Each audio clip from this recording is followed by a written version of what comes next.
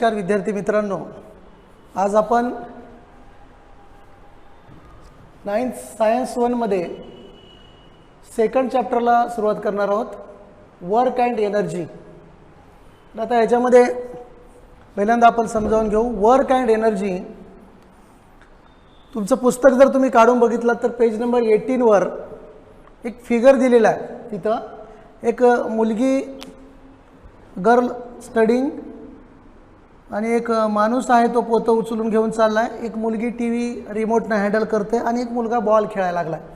तर याच्यामध्ये in which of the pictures above has work been done. Generally any mental or physical activities refer to as a work. आपण generally physical असेल किंवा काही mental work असेल तर त्याला वर्क असं म्हणतो. बरोबर आहे. म्हणजे अभ्यास केला म्हणजे काम केलंच ना त्यांनी. तर फिजिक्समध्ये मात्र तसं नाही. लक्षात आलं का? फिजिक्समध्ये काय, work is set to be done when force is applied on an object causes displacement of the object.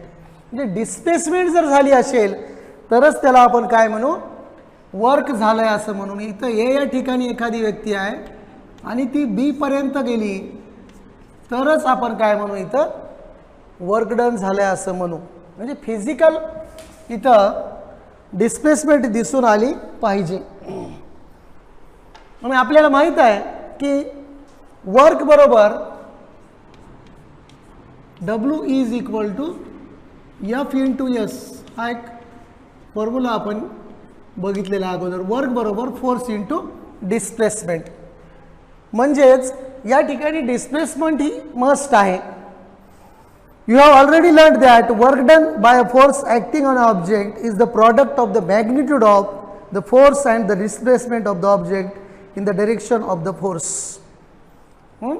आता ही जी डिस्प्लेसमेंट आहे ती मात्र in the direction of the force असायला पाहिजे. लक्षात आलं का? मग यासाठी अजून एक आपल्याला इथं चित्र दिलेलं आहे बघा, दुसऱ्या पेज नंबर 19 वर. इथं एक मुलगी आहे एट पिक्चरमध्ये. ती जे टेबल आहे ते ढकलण्याचा प्रयत्न करत आहे. बी मध्ये एक मुलगी आहे ती दोऱ्याच्या सहाय्यानं गाडी ओढण्याचा प्रयत्न करत आहे. आणि सी मध्ये एक छोटी कार आहे, तिला मोठी कार ओढत नेत आहे. तर या ठिकाणी पहा, when the displacement is in the direction of the applied force, आपण कॅल्क्युलेट करू शकतो की हे फोर्स आणि डिस्प्लेसमेंट एकाच दिशेमध्ये आहेत. तेव्हा समजा इथून ए पासून एखादी वस्तू बी पर्यंत नेतो त्यावेळेस ही जी फोर्सची डिरेक्शन आहे तीच डिस्प्लेसमेंटची डिरेक्शन आहे. म्हणजे या ठिकाणी कॅल्क्युलेट करणं सोपं आहे. परंतु आता इथं जर या पिक्चरमध्ये बघितलं तुम्ही, बी मध्ये ती मुलगी जी आहे ती मुलगी हा जो इथं गाडा आहे त्याला स्ट्रिंगच्या सहाय्यानं असं ओढणार आहे. आलं का लक्षात? तर या ठिकाणी ही जी आहे त्याची डिस्प्लेसमेंट आहे. डिस्प्लेसमेंटची डिरेक्शन ही आहे, फोर्सची डिरेक्शन ही आहे. लक्षात येतं का तुमच्या? म्हणजे दोघांचे डायरेक्शन्स हे वेगवेगळे आहेत. अशा वेळेस काय करायचं आपल्याला, you must have seen the events depicted in the pictures B and C above when a child pulls a toy. आता वाचतोय मी. With the help of a string, a direction of the force is different from that of displacement. या ठिकाणी displacement आणि हे force यांची direction वेगवेगळे आहेत. मग आता अशा ठिकाणी काय करायचं आपल्याला, तर आता अशा ठिकाणी काय करायचं आणि कसं कॅल्क्युलेट करायचं वर्क डन आपण आता पाहणार आहोत थोडक्यात.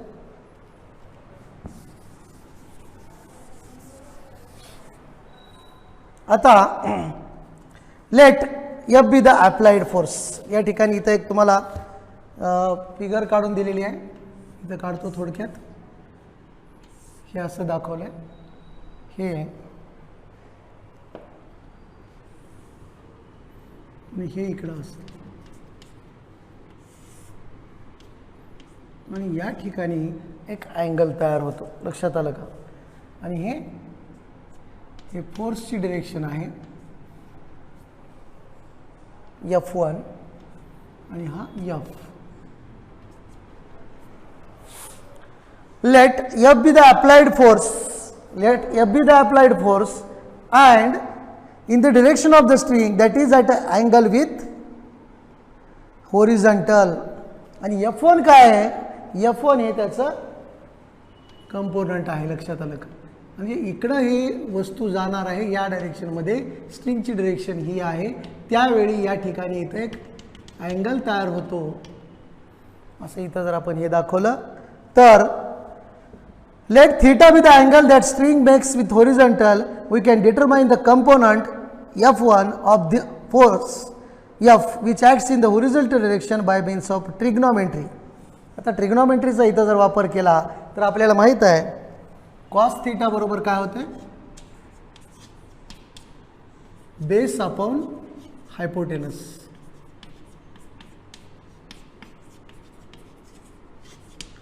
आता या ठिकाणी बेस काय आहे, F1 आहे. हायपोटेनस काय इथं असं जर विचार केला आपण तर F आहे.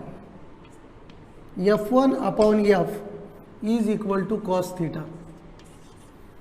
मग आता आपल्याला F1 ची किंमत काय मिळणार आहे, F कॉस थीटा. म्हणजे F1 बरोबर F कॉस थीटा ही किंमत मिळाली, बरोबर. But W is equal to F1S इथे आपण लिहिलं होतं. आता या F1 ची जर आपण इथं किंमत ठेवली तर W बरोबर आपल्याला काय मिळेल, मग F1 च्या ठिकाणी F cos theta into S that is FS into cos theta. अशा पद्धतीचा आपल्याला वर्कसाठी फॉर्म्युला मिळतो, W is equal to FS into cos theta. मग आता या ठिकाणी हे मिळाल्यानंतर जे साधारणतः जेव्हा डिस्प्लेसमेंट आणि फोर्स एकाच दिशेमध्ये आहेत, सेम डिरेक्शनमध्ये आहेत, तेव्हा F इंटू एसचा वापर करतो. परंतु जेव्हा नाही तेव्हा आपल्याला या फॉर्म्युल्याचा वापर करावा लागणार आहे. ठीक आहे, एवढं समजलं? ओके. आता त्याच्यानंतर तुमच्या पुस्तकामध्ये एक टेबल दिलेला आहे. इथं थीटा दिला आपल्याला, नंतर कॉस थीटा दाखवला आहे, त्याच्यानंतर W is equal to FS cos थीटासाठी एक टेबल केलेला आहे आणि इकडे एक तुम्हाला कॉन्क्लुजनसाठी एक हे ठेवलेलं आहे. तर अशा पद्धतीचं हे टेबल इथं आहे. दिसतंय फळ्यावरचं सगळ्यांना? तर या ठिकाणी थीटाची व्हॅल्यू आहे 0, त्याच्यानंतर 90 डिग्री, त्याच्यानंतर 180 डिग्री घेतलेली आहे. आता या कॉस थीटाची व्हॅल्यू जी आहे, जर थीटा 0 असेल तर कॉस थीटा 1 असेल, 90 असेल तर 0 असेल आणि 180 असेल तर निगेटिव्ह असेल. आलं का लक्षात? आता 0 कॉस थीटा जर 1 असेल तर आपल्याला इथं काय मिळते, W बरोबर FS. आता कॉस थीटा जर 0 असेल, हे 0 म्हणजे सगळंच 0 होऊन जाईल, म्हणून इथं W बरोबर आपल्याला काय मिळेल, 0 मिळेल, बरोबर. आणि या ठिकाणी W बरोबर काय मिळेल, थीटा मायनस आहे म्हणजे काय होईल, मायनस F इंटू S. तर याच्यामध्ये आता इथं आपल्याला कॉन्क्लुजन काय काढायचं आहे बघा. जेव्हा थीटा 0 आहे, थीटाची व्हॅल्यू 0 आहे, तेव्हा W बरोबर वर्क बरोबर F इंटू एस म्हणजे फोर्स इंटू डिस्प्लेसमेंट. थीटा 0 केव्हा असेल, जर इथं ही A वस्तू आहे, अशा B या ठिकाणी म्हणजे फोर्स आणि डिस्प्लेसमेंट ह्या दोन्ही एकाच रेषेमध्ये असतील तेव्हा ही पोझिशन असेल. म्हणजे कॉन्क्लुजन काय इथं, तर हा फोर्स पॉझिटिव्ह असेल आणि मॅक्झिमम असेल, कारण फोर्स आणि displacement in the same direction आहेत. नेक्स्ट, आता जेव्हा 90चा अँगल दाखवला त्यांनी, समजा या ठिकाणी अशा पद्धतीनं 90चा अँगल होतो, इथं A आहे आणि इकडं हे फोर्स आपण इकडं लावलेला आहे आणि इकडं जर डिस्प्लेसमेंट झालेली असेल तर या ठिकाणी दोघांमध्ये काय होतो 90चा अँगल होतो म्हणून थीटाची व्हॅल्यू 0 होते आणि W बरोबर 0 होते म्हणजे इथं वर्क हे 0 होणार आहे वर्क डन हे 0 असणार आहे वर्क डन होणार नाही. त्याच्यानंतर निगेटिव्ह जे दाखवलेलं आहे 180चा अँगल जेव्हा असतो आता 180चा अँगल म्हणजे अशा पद्धतीनं ए पासून इकडं बी कडे जायचं आहे परंतु ते चाललेलं आहे सी कडे म्हणजे फोर्स इकडे लावलेला आहे पण डिस्प्लेसमेंट इकडे व्हायली. लक्षात येते का? फोर्स या दिशेला लावलेला आहे डिस्प्लेसमेंट या दिशेला व्हायली म्हणजे निगेटिव्ह व्हायला लागलंय वर्क डन होते परंतु ते निगेटिव्ह आहे. लक्षात आलं का? हे इथं कन्फ्युजन निघते. आज आपण आजच्या तासाला इथेच थांबू पुढच्या तासाला पुढचा भाग पाहू. थँक्यू. ओके.